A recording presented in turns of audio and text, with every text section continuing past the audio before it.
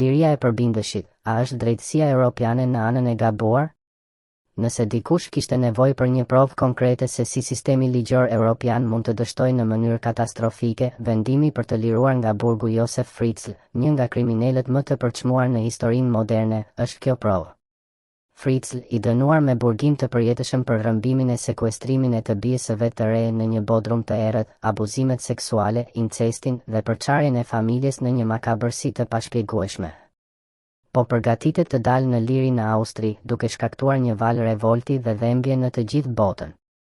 Ky vendim nuk është thjesht një gabim juridik, është një fyrje ndaj çdo gruaje dhe viktime të dhunës në Europë. Një krim i papar. Çfarë bëri Fritzl? Për 24 vjet, Fritzl e mbajti bien e vet, Elisabeth, të burgosur në një bodrum të ndërtuar posaçërisht, ku ai e abuzoi atë seksualisht, i imponoi 7 fëmijë, njëri prej të cilëve vdiq në burgim, dhe e detyroi të jetojë nën terrorin e tij. Kur historia u zbulua në 2008, ajo tronditi botën. Si mund të ekzistojë një mizori e tillë në mes të një shoqërie që mbahet si shembull i civilizimit? Tani, pas vetëm 15 vjetësh burgu, Fritzl mund të shijojë lirinë falë një sistemi që prioritizon të drejtat e kriminalëve mbi shëndetin emocional dhe fizik të viktimave. Çfarë mesazhi dërgon drejtësia europiane? Liria e mundshme e Fritzl nuk është thjesht një vendim teknik. Ajo përbën një deklaratë politike dhe morale të errët. Viktimat nuk kanë vlerë. Elisabeth dhe fëmijët e saj, të cilët ende luftojnë me pasoja psikologjike të pashërueshme, po i kthehen shpinën një Europe që pretendon t'i mbrojë. Dhuna ndaj grave lehtësohet. Sistemi ligjor europian po tregon se abuzuesit mund të ndëshkohen me burgim simbolik, duke i lënë viktimat të kenë frikë edhe pas dekadash. Impuniteti për krimet më të rënda. Nëse një krim i tillë shpërblehet me 15 vjet burg, çfarë pengese ka për kriminalët e ardhshëm?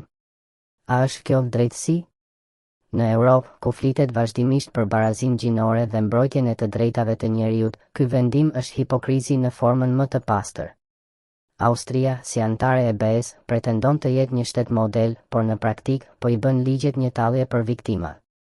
Ligjet europiane për parimin e reintegrimit të burgosurve nuk duhet të aplikohen kur flasim për persona që kanë shkelur çdo normë njerëzore. A duhet të reintegrohet në shoqëri një individ që e ka konsideruar familjen e vet si objekt seksual dhe robër? Revolti i viktimave dhe grave europiane. Nuk është rastësi që ky vendim ka shkaktuar zemërim të hapur ndaj sistemit gjyqësor. Për çdo grua europiane, liria e Fritzl është një kujtesë e frikshme. Sistemi nuk do t'ju mbrojë nëse abuzuesi është i pasur, i bardhë, ose i aftë të manipulojë ligjin.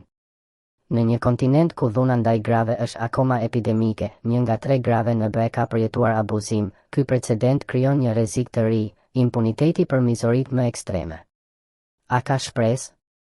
Nëse drejtësia europiane vërtet dëshiron të ndryshojë imazhin e saj të njollosur, ajo duhet të rishikojë parimet e lirimit të burgosurve për krimet më të rënda. Të përqendrohet në dëmshpërblimin e viktimave, jo në të drejtat e kriminalëve. Të ndërtojë ligje më strikte kundër abuzimit familjar dhe dhunës seksuale. Ndërkohë, liria e Fritzl mbetet një murmje e errët në historinë europiane, një kujtesë se edhe në zemër të civilizimit, monstrat mund të ecën lirisht duke kërcënuar çdo parim të drejtësisë. Për viktimat, kjo nuk është thjesht një tragjedi, është një dënim i përjetshëm. Nëse Europa vërtet do të jetë shtëpia e të drejtave të njerëzit, atëherë duhet të fillojë duke i besuar viktimave, jo duke i lënë ato të mbyllen përsëri në errësirën e heshtjes.